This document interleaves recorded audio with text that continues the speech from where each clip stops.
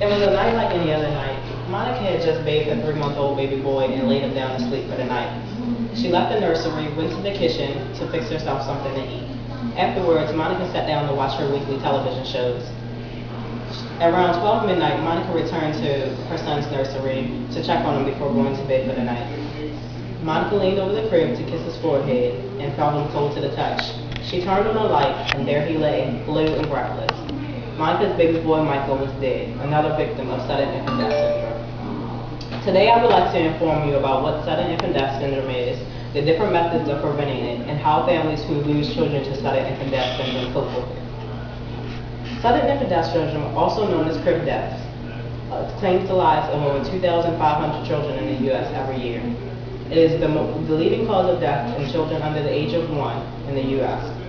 According to the CJ Foundation for SIDS, the National Institute of Child Health and Human Development defines SIDS as the sudden and unexplained death of a child under the age of 1. It remains unexplained after a thorough case investigation, including a complete autopsy, an examination of the death scene, and a review of the child's clinical history.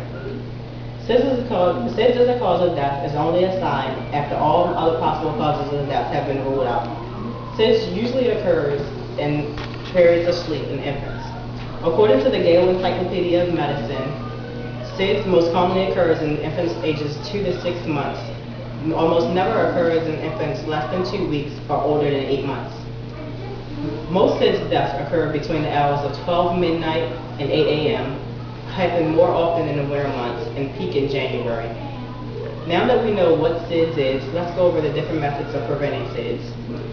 According to William Sears in his book, SIDS, A Parent's Guide to Preventing and Understanding Sudden Infant Death Syndrome, SIDS prevention is a 7-step program. Step 1, give your baby a healthy room. Remember that what you put in your body during pregnancy, you're also putting in your baby's body. Step 2, don't smoke. Smoking during pregnancy is like giving your newborn a cigarette. Step 3, put your baby to sleep on his or her back. This gives your child a clear airway. Step 4, breastfeed your baby. Breastfed babies are thought to be healthier babies. Healthier babies are least likely to die from SIDS. Step 5, give your baby a safe sleep environment. Giving your baby a safe sleep environment is as simple as ABC. A, your baby should always sleep alone. B, your baby should always sleep on his or her back. And C, your baby should always sleep in a crib. The crib should have nothing more than a firm mattress and a fitted sheet.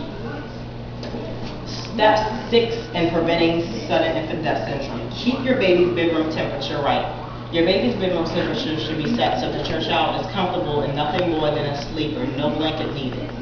Step 7, practice attachment parenting. Attachment parenting can be as simple as just holding your baby close on a regular basis to help regulate your child's breathing, so that your baby's breathing mimics your own.